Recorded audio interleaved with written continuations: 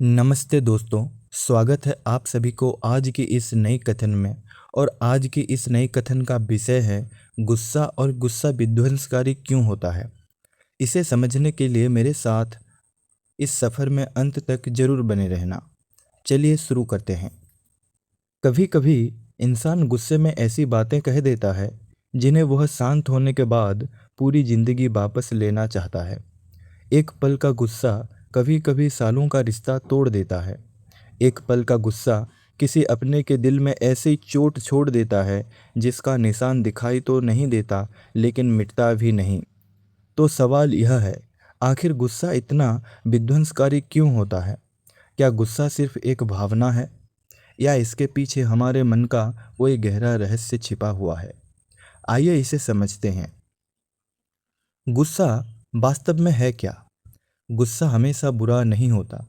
जब हमारे साथ अन्याय होता है, जब कोई हमारी सीमा पार करता है या जब हमें कुछ गलत दिखाई देता है, तब गुस्सा स्वाभाविक रूप से पैदा हो सकता है। लेकिन समस्या गुस्से के पैदा होने में नहीं है। समस्या तब शुरू होती है जब गुस्सा हमारे साथ में रहने के बजाय हमारे हाथों को चलाने लगता है। उस समय इंसान सोचता कम है, प्रतिक्रिया ज़्यादा देता है और यहीं से विनाश शुरू होता है। गुस्सा सबसे पहले किसे चलाता है। हम अक्सर सोचते हैं मैं उससे गुस्सा हूँ, लेकिन ध्यान से देखो, जिस व्यक्ति पर तुम गुस्सा कर रहे हो सकता है वह उस समय तुम्हारे पास भी ना हो, फिर भी तुम्हारे भीतर बेचैनी है, दिल तेज धड़क रहा है, मन बार बार उसी घटना को दोहरा रहा है। यानी गुस्से की पहली आग दूसरे व्यक्ति तक नहीं पहुंचती, वह सबसे पहले उस व्यक्ति को जलाती है जिसके भीतर वह पैदा हुई है। इसीलिए गुस्सा एक ऐसी आग है जिसे हम दूसरे को जलाने के लिए पकड़ते हैं, लेकिन सबसे पहले हमारे अपने हाथ को जलाते हैं। गुस्से में बुद्धि क्यों कमज़ोर पड़ जाती है। क्योंकि गुस्से के समय हमारा मन समस्या को समझने की कोशिश नहीं करता, वह जीतने की कोशिश करता है। हमें यह साबित करना होता है कि मैं सही हूँ और सामने वाला गलत है। फिर बातचीत समझने के लिए नहीं होती, हर शब्द हथियार बन जाता है। एक बात दूसरी बात को जन्म देती है, फिर आवाज़ ऊंची होती है, फिर अहंकार बीच में आता है और कुछ ही मिनट में एक छोटी सी समस्या बहुत बड़ी लड़ाई बन जाती है। बाद में जब गुस्सा शांत होता है, तब इंसान सोचता है मैंने ऐसा क्यों कहा, लेकिन तब तक शब्द निकल चुके होते हैं। और याद रखिए, तीर और शब्द दोनों निकल जाने के बाद वापस नहीं आते। गुस्सा रिश्तों को क्यों तोड़ देता है। क्योंकि रिश्ते सिर्फ प्रेम से नहीं चलते, वे चलते हैं विश्वास, सम्मान और सुरक्षा से। जब हम बार बार गुस्से में किसी को अपमानित करते हैं, तो सामने वाला सिर्फ हमारे शब्द नहीं सुनता, वह धीरे धीरे यह महसूस करने लगता है क्या मैं इस व्यक्ति के साथ सुरक्षित हूँ। और जिस रिश्ते में डर आ जाए, वहाँ प्रेम धीरे धीरे कमज़ोर होने लगता है। इसीलिए कभी कभी रिश्ता एक बड़ी घटना से नहीं टूटता, वह छोटी छोटी गुस्से की घटनाओं से धीरे धीरे अंदर से टूट जाता है। लेकिन गुस्से की जड़ क्या है। बहुत बार गुस्से के पीछे गुस्सा नहीं होता, उसके पीछे छिपा होता है अहंकार। मेरी बात क्यों नहीं मानी, उसने मुझे ऐसा कैसे कहा, उसने मेरी इज्जत कैसे नहीं की, मैं गलत कैसे हो सकता हूँ। ध्यान से देखिए, इन सभी बातों के केंद्र में एक शब्द छिपा हुआ है और वह शब्द है मैं। जब हमारा मैं चोट खाता है तो गुस्सा पैदा होता है।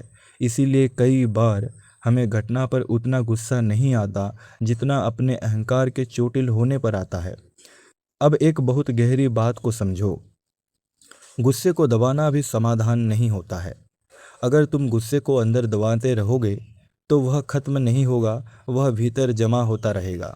इसीलिए रास्ता है गुस्से को दबाना नहीं, गुस्से को देखना। जब गुस्सा आए, तुरंत बोलने के बजाय कुछ क्षण रुक जाओ। अपने आप से पूछो, मुझे वास्तव में किस बात से चोट लगी। क्या मैं सच में समस्या से परेशान हूँ या मेरा अहंकार आहत हुआ है। अगर मैं अभी बोलूँगा तो क्या मेरी बात समस्या को हल करेगी या और बड़ा बनाएगी। ये कुछ सेकंड तुम्हारी पूरी ज़िंदगी को बदल सकते हैं। असली शक्ति क्या है। जो इंसान सामने वाले को हरा दे वह शक्तिशाली नहीं है। असली शक्तिशाली वह है जो अपने भीतर उठे तूफान के बीच भी अपने शब्दों पर नियंत्रण रख सके। क्रोध आना कमजोरी नहीं है, लेकिन क्रोध में अपने विवेक को खो देना यह कमजोरी हो सकता है। शांत रहना डरपोक होना नहीं है, कई बार शांत रहना ही सबसे बड़ी शक्ति होती है। एक बात हमेशा याद रखना, जब अगली बार तुम्हें बहुत गुस्सा आए तो तुरंत जवाब मत देना। थोड़ा सा रुकना, कुछ सांसें लेना और खुद से कहना यह क्षण भी गुजर जाएगा, क्योंकि गुस्सा स्थायी नहीं होता, लेकिन गुस्से में बोले गए शब्द किसी के दिल में बहुत लंबे समय तक रह सकते हैं। इसलिए हर बार जब तुम्हारा मन कहे जवाब दो, तब अपने विवेक से कहना पहले समझो और फिर बोलो। और शायद यही वह क्षण होगा जहां तुम किसी और को नहीं, खुद को जीतोगे। अंत में, गुस्सा विध्वंसकारी इसलिए नहीं है क्योंकि उसमें शक्ति होती है।